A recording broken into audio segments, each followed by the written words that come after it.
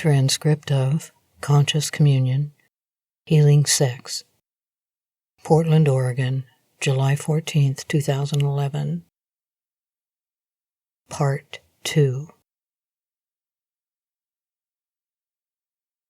One of the keys to this entire discussion today is to come back to the energies you hold in your body that are manifest from your energetic field, and how that relates to this entire journey across time that your soul is living as humans along the Earth timeline. In order that you become conscious of what is happening right now, you will experience rising to the surface emotions from situations from the past. All of your difficult, unhappy, unfulfilling, and inappropriate experiences having to do with sexuality in this life are echoes of what is happening in all of your soul's lives. It is holographic. It is multidimensional. This life is a microcosm of the macrocosm of the soul's entire journey as you seek to figure out what it means to live life on Earth as a human, to be in one kind of body or the other, to go back and forth between these two bodies, and in these different social contexts across time along the timeline. The soul says, well, okay, I'm going to be a man in 1320s Denmark. I'm going to be a woman in 1750s Central Africa. I'm going to be a man in the 230s China. In these different cultural contexts, what does it mean to the right sort of man fitting into the social context? What does it mean to be the right sort of man? So, in order to be present, you must encounter all of these histories. Now, every time that you have communed with others in various lives, it has not left a mark on you energetically, of course not.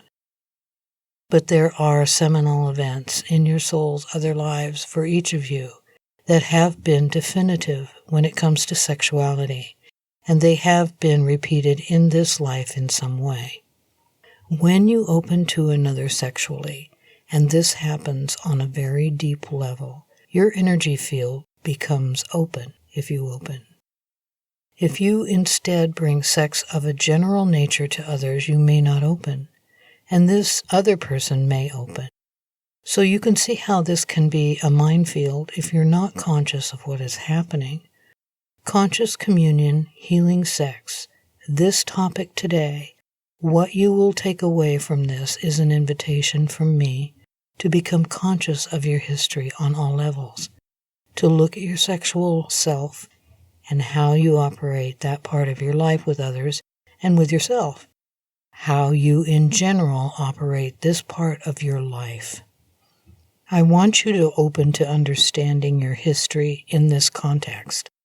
I want you to understand that specific events in this life, in fact, reflect events from other lives as well, are echoes across time, because you, as all that is, as a portion of divine intelligence, has in your forgetting your true nature as a powerful being, come here to experience what it is to be human, and learning how to navigate sexually with consciousness is part of the human game. I take this opportunity now to remind you of these cords you have had into the earth, and I wish that you breathe the energy of the earth into your body once again for a moment before I continue. Let it fill your body, and on your exhales you can send it back down, or you can just keep it. Come back to being grounded through this method. Come back to center in this way. At this time, I would like to open to questions about the material that I have shared with you thus far, or that has stirred a thought, an idea, a feeling, stirred a wisdom or confusion, tension or dissonance, harmony. Audience. Yes, I would like to ask a question. Djehuty. Yes, please proceed. Audience. So if all lifetimes are happening simultaneously, is it possible to go into other lifetimes in a sense and feel things that we might think of as past events from this lifetime's perspective? Djehuty. Yes, this is a wonderful question. Thank you. Is that the complete question? Audience. Yes. Djehuty. The point of focus is the embodied life you are living now. Yet when you heal something in your field now, it does heal your field across time. Now, from the standpoint of Earth history, an event has happened, right? Audience. Right. Djehuty. Yet the soul's learning mission is front and center through your consciousness embodied in this form now, in this life. So the soul is observing the effects of choices in all these different lives. As you live, one individual among these thousands of lives, these thousands of individuals spread along the Earth timeline, these different men and women with different names and skin colors and cultures, the souls learn from each.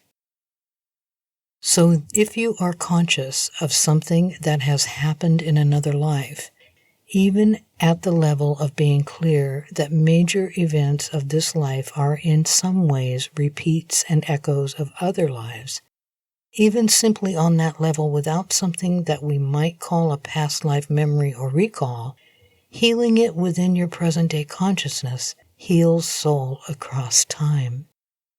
But yes, an event has happened. But what is happening is the soul is learning through the assignation of meaning. This event happened to me, and this is the only logical explanation I can come up with. And this is the belief that I carry forward about why this has happened. Does this make sense to you? Audience. Yes. Djehuty. The event in another portion of the timeline occurs, yet from the soul's perspective. The learning happens outside time, and all can be corrected. All of these misguided beliefs. Did this person hurt you because you deserve to be hurt? Because you are not worthy of love? Because you are not safe? All of these kinds of beliefs. Or did this person hurt you because there is a contract to play in your learning about being hurt, and this person is learning about hurting?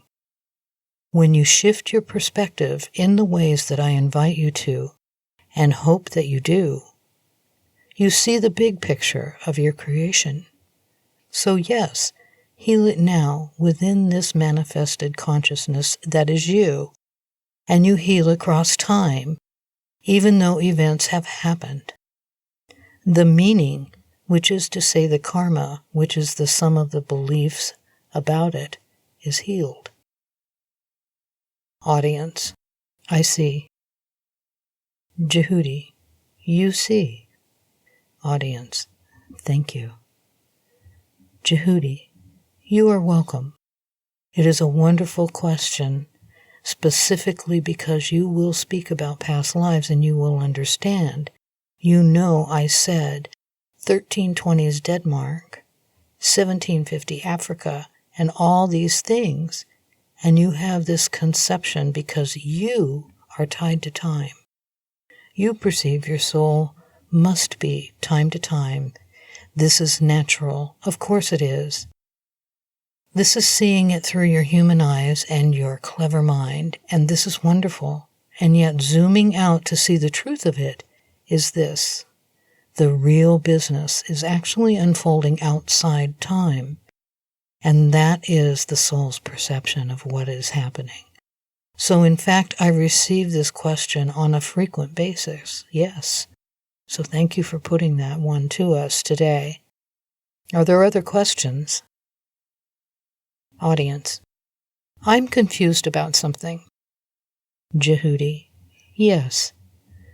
Audience. What if the patriarchal stuff you are talking about in this time in our culture is not about subordination, is not about domination, but it's about creating the parity of action, success, and control, and the expectation that the two genders become the same sort of person. Djehuty: Yes, thank you. That is where you are now, and that is where many individuals are seeking to be and are creating themselves to be.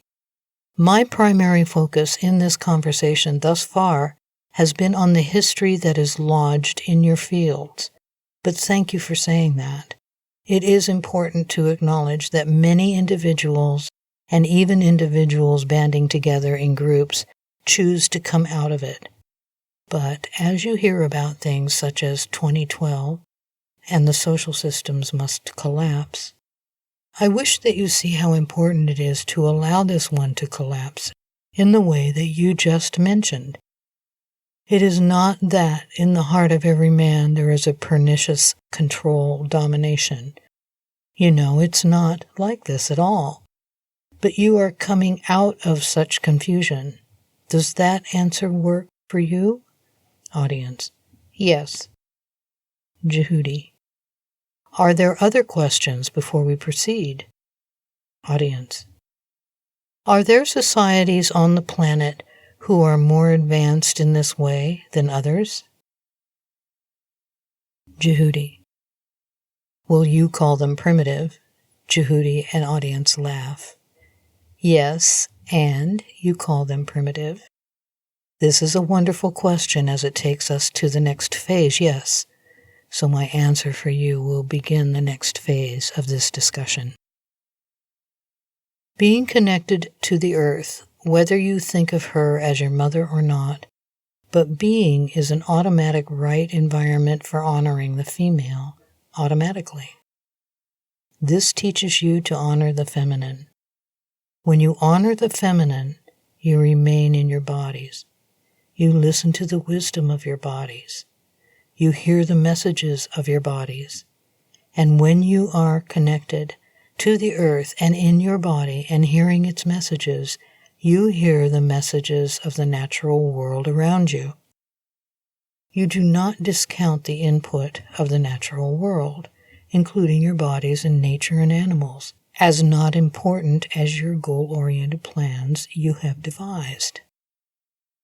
So there are some of these cultures, and they function in that collective karma of life on earth to make sure that there is always a reminder that it is possible to live in connection with the earth.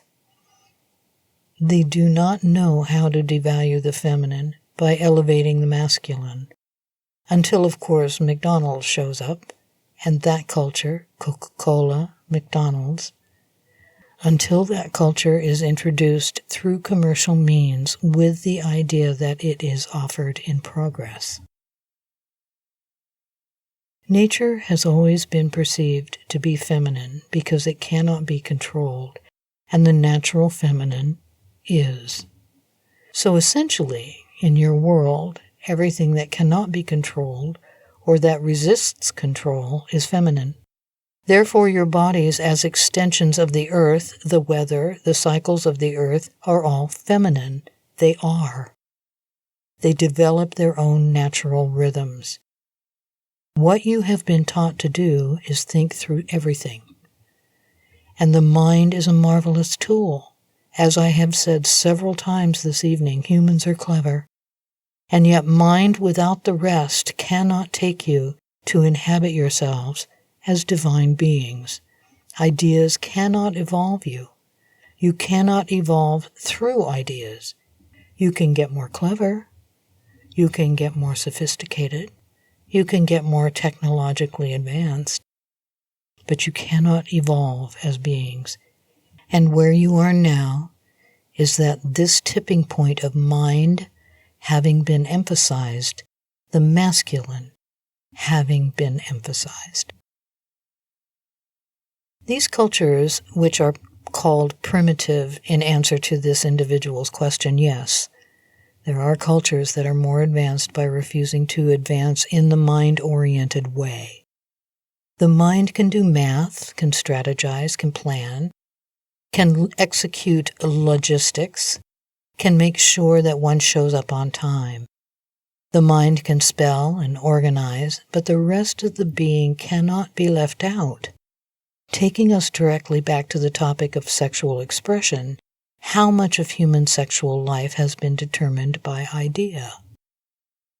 The channel Seth has this phrase in his mind frequently, on paper.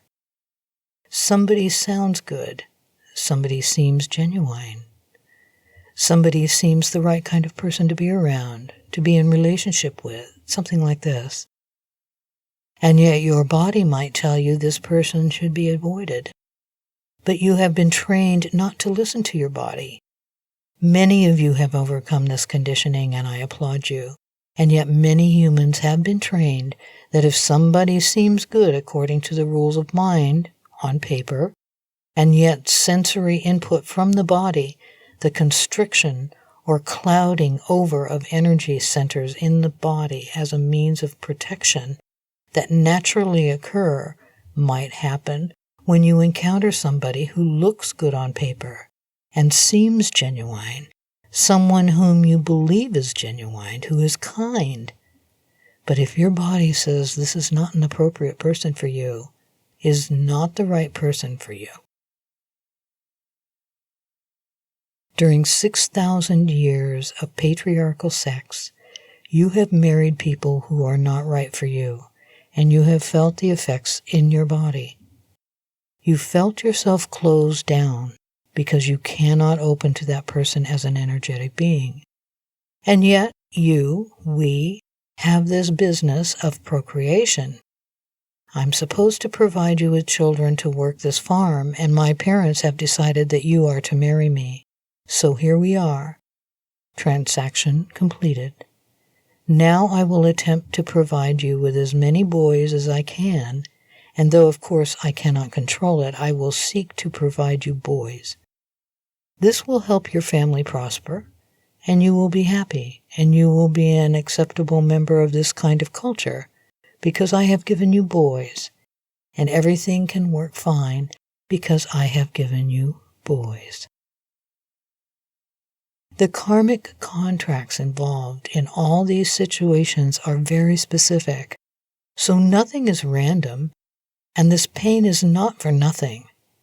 But you have been learning about the true nature of your sexual selves.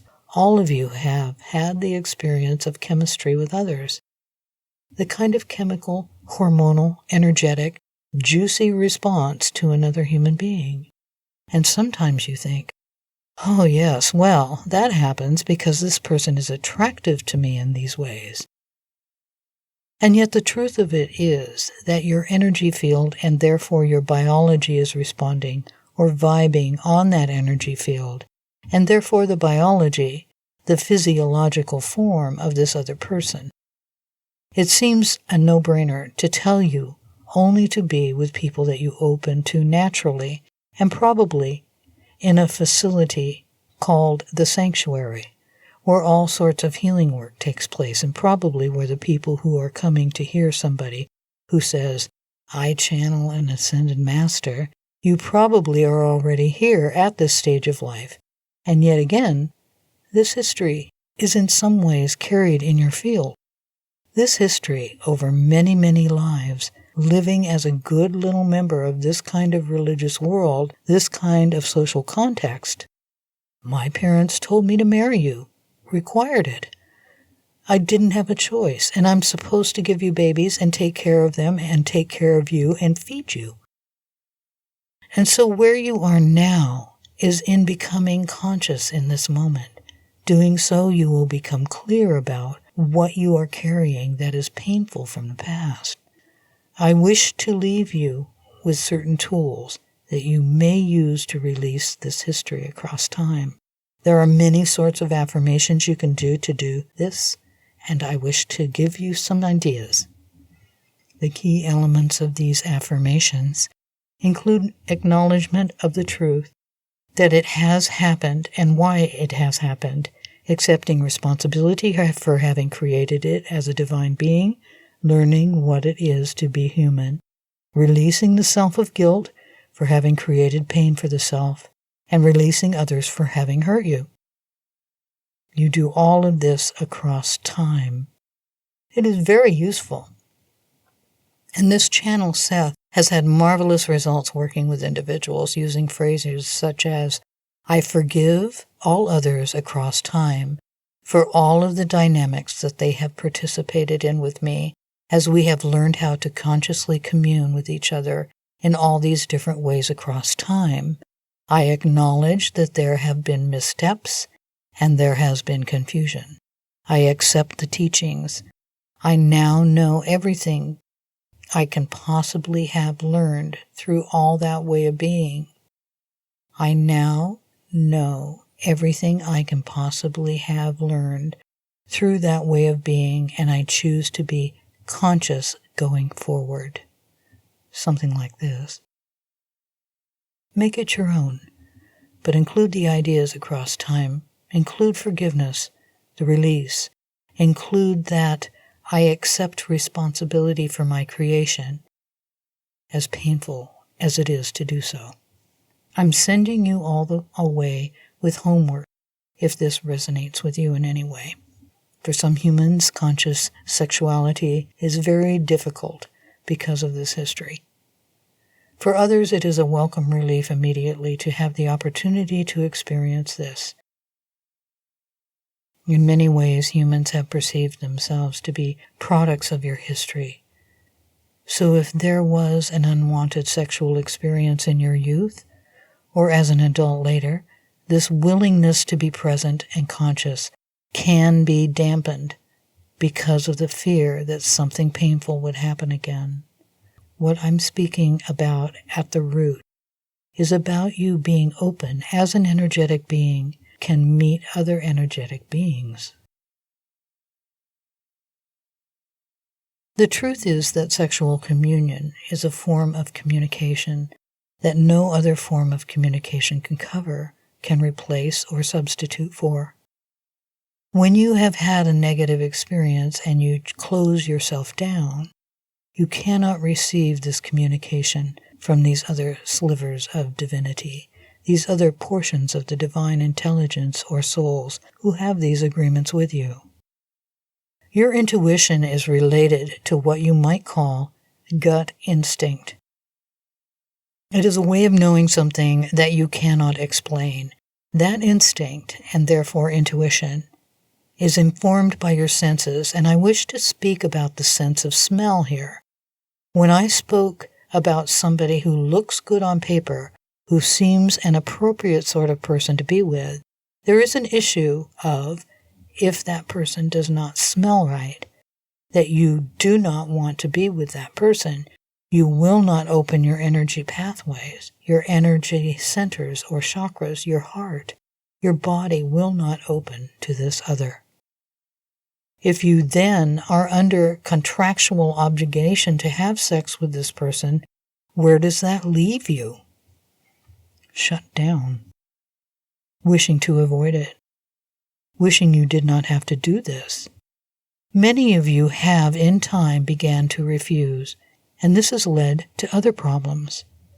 I wish that all of you assert with your divine power, I have learned all that I can possibly learn about having the kinds of sex I do not want to have. I have learned all that I can possibly learn from not being conscious in this part of life and not being fully aware of everything to do with this part of life. I have learned all there is to learn, and now I am ready to, in every way at all times, choose conscious awareness. Asserting this is an act of divine power, choosing to be conscious. And I repeat to you, when you do so, you will encounter the energetic and the emotional debris in your field from the past. The reasons you believe you should not trust, should not open, should not communicate, should not touch, should not express interest, attraction, desire, love for another. These affirmations I have been speaking about and giving examples of can be tailored to your specific experience. The important elements I have named, but also it is important to say that you choose conscious awareness of all these issues. The idea of what communion is supposed to be like no longer serves you as a collective, and you are now, as individuals in this room, and those hearing this teaching, are now conscious. It is a matter of cleaning up history, releasing across time all other souls from the blame of how they have treated us, releasing ourselves from the guilt of what we have chosen to do, and perhaps the shame of having experienced something terrible that we did not consciously choose to do, releasing ourselves and all others across time from all shame and all guilt that have to do with how we have been learning about being sexual beings. Learning from each other, attempting to figure out the right, healthy, integrity-based, loving ways to be with each other in communion as divine beings manifest as humans. Audience. My sense is that there are some on the planet who have been the product of conscious communion, and that they exist. Is that a fact? Djehuty. Yes, it is a fact. Because each of you has free will, and many of you have already unplugged from this cultural dynamic. You have said, I love this person, and I will treat this person in conscious ways. I will always respond to his or her needs. I will always be or seek to be or ensure that I am on the same page with this person before I meet him or her sexually. And so yes, there are these people. There are more and more as time goes by and people make these choices. Again, my intention is not to root out this history.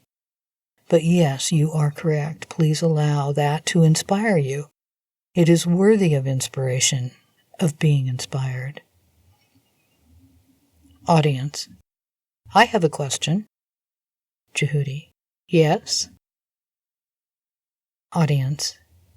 Pertaining to what you were saying prior about things about the debris you said that was going to rise up in this acknowledgement, are we in these affirmations clearing the debris?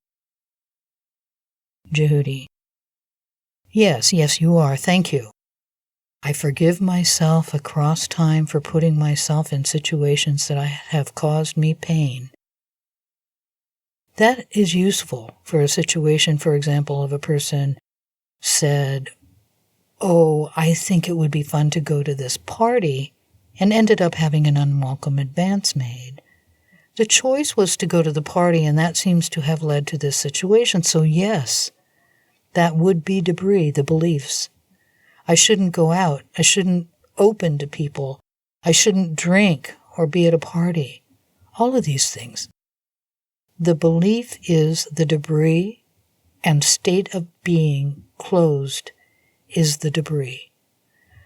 I forgive all others across time for having treated me in any way that was hurtful to me.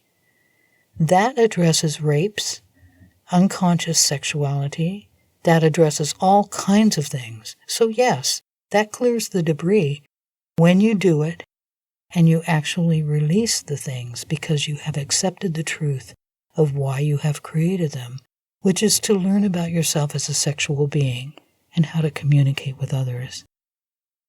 You see, this issue about the two kinds of bodies is an incredibly important one for this conversation. Because as this elevation of the masculine and the diminishment of the feminine unfolded, it has seemed that you are, as beings, defined by the bodies you happen to have, and yet your true nature possesses masculine and feminine energies. You are each, and you need to meet each in each other. This is a perception that you are like your body, that you are your body. Not so much now in 2011, because many people are more spiritually sophisticated, and it is growing and spreading more and more, that people are waking up to these ideas, these truths about your true natures. And yet over this history, it has not been so. Men are men and women are women. This is what sex looks like. These are our little boys who will grow up and take over the business Oh, and yes, the little girls will marry off for political advantage or economic security. It has seemed that it is important that you have these two kinds of bodies, but it has been misunderstood. You actually do need others. You actually do need to explore this kind of interaction, communion with others. And so spiritually, you are complete within yourself. You are a portion of all that is. And yet physically, you have, in most cases, one of two kinds of bodies. And so you have needed each other. And yet the terms have often been painful. And then you carry the debris. And then you carry the guilt. I should not have done this. This person should not treat me this way. This should not happen. And so yes, clearing out your fields is the way to get present, and these affirmations do that. These affirmations are acts of divine power. They heal the perception that something has happened to you. I take responsibility for all my actions, behaviors, experiences, beliefs, and attitudes when it comes to sexuality, when it comes to sexual expression. I take responsibility for all of this. I release others from the perception they have hurt me, understanding that they are portions of all that is who are learning with me. This brings up an important point. I am going to mention the kinds of words that are ascribed to those who commit sexual violence, and that is a perpetrator, while the person who received that violence is a victim. This is the human eye's social justice, human justice way of looking at this. And yet, as these divine beings have set out to learn what it is to be human, this experience is part of learning through free will, learning through acting upon others and being acted upon by others. This is how the free will game works. I have the right to make any choice, and then I must deal karmically with the results of my choices. But I have the right to do anything. I can simply go out and make a choice, and I can do something. When people have been hurt, you have this perpetrator-victim thing. The perpetrator is evil, and the victim is helpless and defenseless. The victim is victimized, and the perpetrator is terrible. Please upgrade your understanding of what is actually happening when sexual violence occurs. There are souls in agreement to participate together in learning about the right use of sexual energy, about respect, about love. That is what is happening with a rape. Individual karma, individual contracts get specific and matter, and yet as a category, the contracts about this have to do with learning about these themes. Present-day conceptions of karma on Earth sometimes include the idea that if something terrible happens to you, you must have done the same to someone else in the past. This is not true. Please shed this.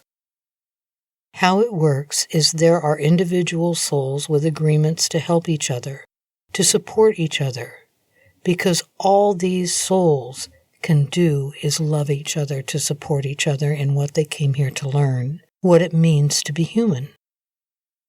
Let's imagine two souls. One says, I recognize you as a portion of all that is, and you recognize me in that way. I see that you are setting out to learn about trust and openness, and I am setting out to learn about the right use of will. And you will develop certain beliefs about sexuality, and you will feel helpless when it comes to making choices about your sexuality. You will feel that you do not have the right to say no, etc. And I will be learning about the right use of will and power, and I will be learning about listening to others, and in some life, this can dovetail into us as humans, a man and a woman, meeting in this way. But this cannot happen without love. It is the same with child abuse. It is the same with robberies and murder. It is the same with all the terrible things that people do to each other. Torture. It is all the same. These soul agreements. I will learn about this, and you will learn about that, and I will offer you this teaching. And the other says, thank you. Thank you for your support. Other divine being, I accept this teaching. And when I am this human in that year, in this place, that kind of dynamic suits this learning, though it will be painful. Footnote. See Approaching Love and Understanding Loss and Death for an in-depth treatment of agreements between souls. End of footnote. I said earlier, please understand that these situations are all manifestations of the collective imbalance between masculine and feminine. Also understand the nature of the soul agreements between individuals create a teaching to be experienced by each person involved in these dynamics. The souls are, through each dynamic, served. This is a very difficult topic for many humans, whether they have experienced this in this life or not. The violence of these situations cuts to the core of you, cuts into your heart that this happens to people, that this happens to people you care about and love and have known. This cuts to the core. The channel Seth, in fact, did not. Well, he would say he did not want to do it. But the truth is that he had to go through certain healing processes of his own about these issues across time, about his choices, about the choices of others in his many lives, in order to feel willing to be open to channel about sexual violence. There were things he did not want to think about because they were too painful for him to think about.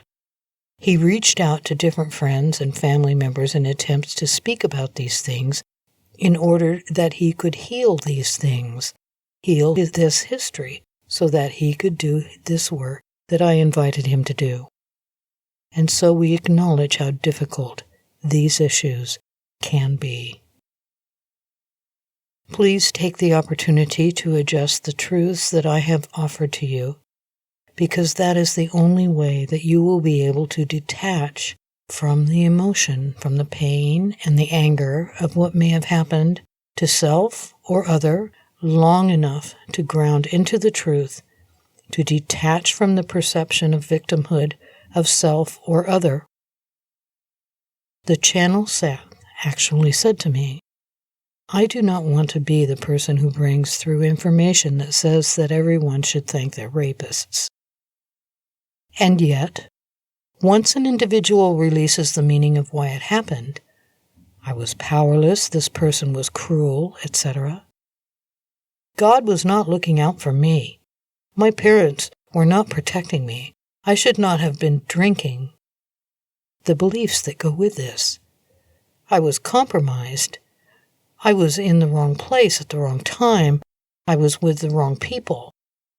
All of these beliefs, when those are released, then the door opens to be able to see the higher perspective of what this experience has served in the person's journey, what life learning has been served. Then the door is open to say, to observe, to witness, and recognize. I have learned to trust. I have learned about self-responsibility. I have learned about what somebody looks like on paper may not be how I experience that person. I have learned that I should not give credence to what looks good on paper, etc. These learnings. And when that happens, you can in fact become grateful for what you have learned. Then there is the possibility of seeing that individual as a divine being, just like yourself. And if you have chosen to have compassion for yourself, I understand as a soul living human life, I was learning what it is to experience these things and what results from these choices of these experiences. You can then have compassion for this other being, who is also God and Goddess. You can see that each of you has to individually and then together, as souls and humans, act out the collective imbalance between masculine and feminine. And so what does conscious communion look like? You are grounded. You are in your body. You are aware of what you are feeling. You are responsible for what energies you carry and what energies you bring to another. You are intentional about how you wish to meet another. You are clear about what you want communion to serve in your relationship together. You agree together on what you want this interaction to serve, and you listen to your bodies.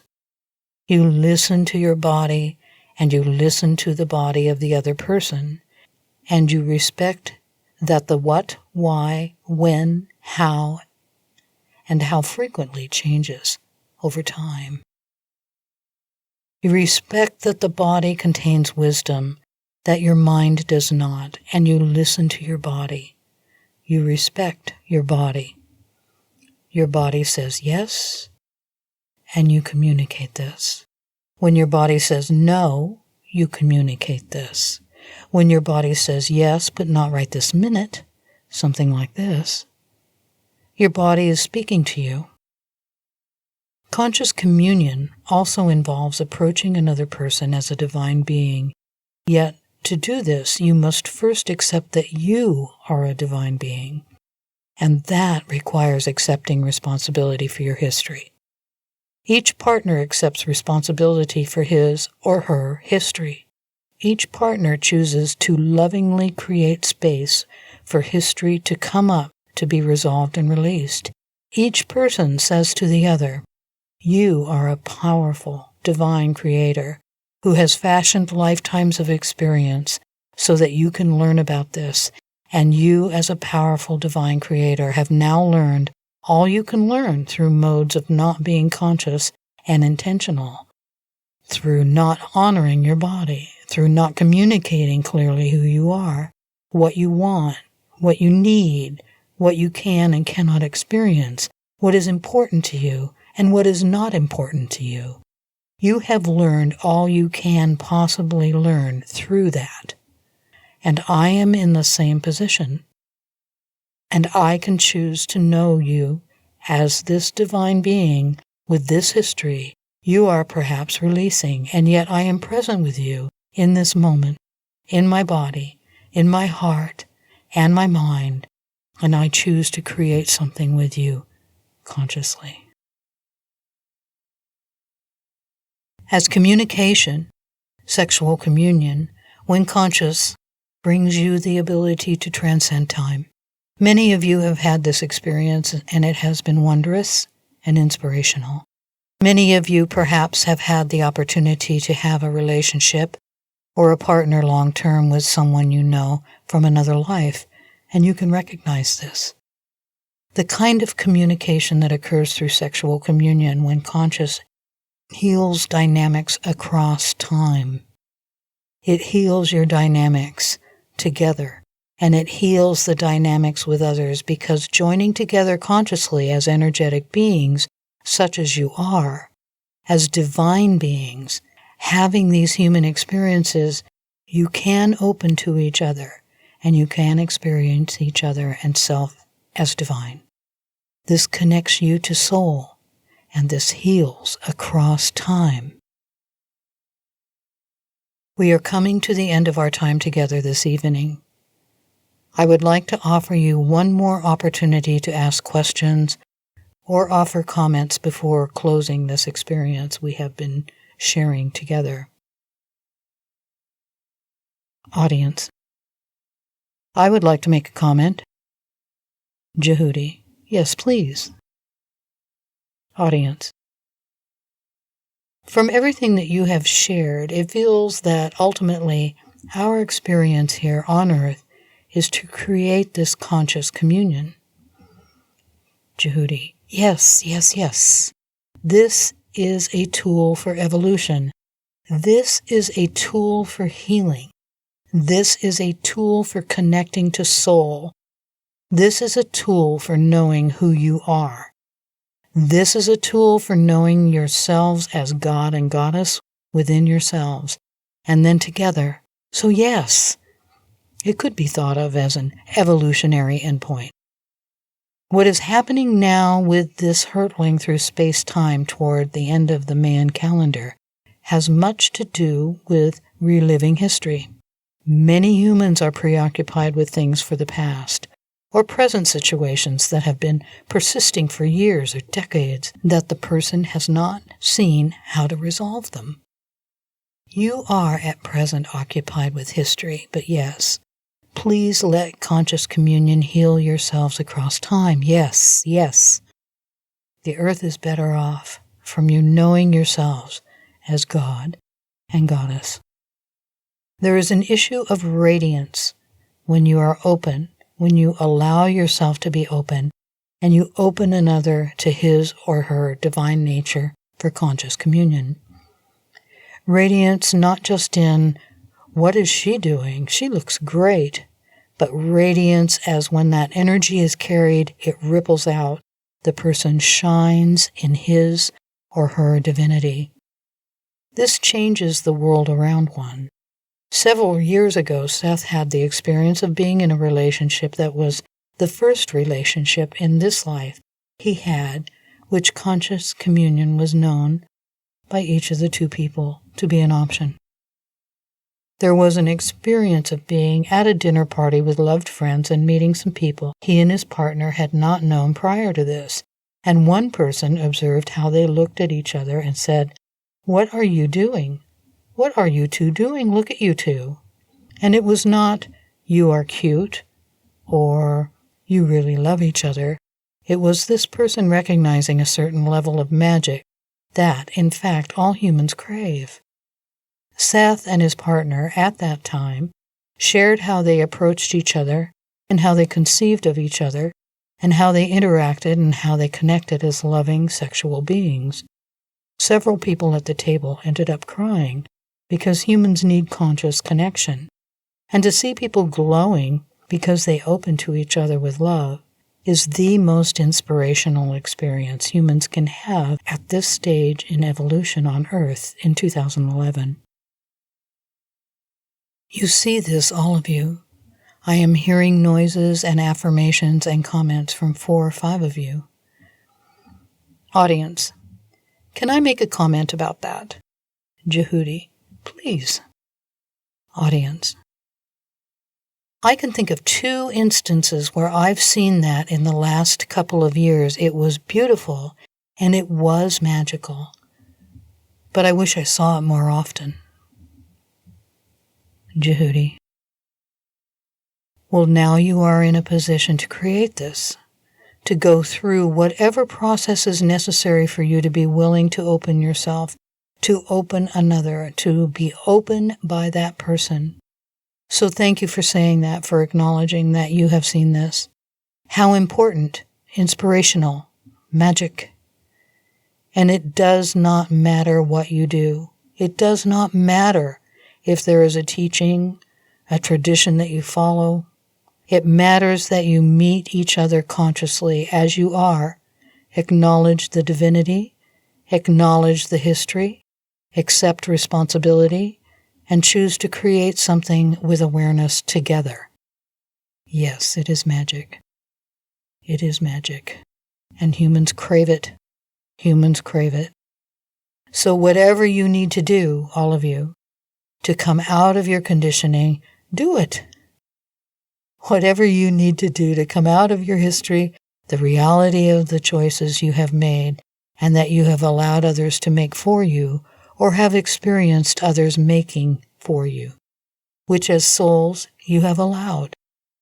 Whatever you need to do to release guilt and shame, to choose to come out of suppression of your natural instincts, please do it. Please do it.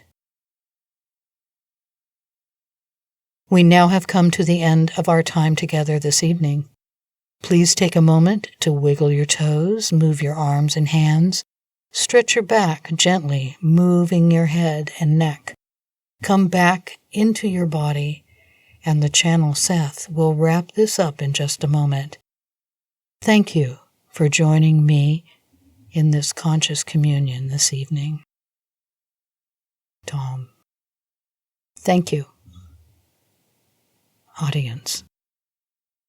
Thank you.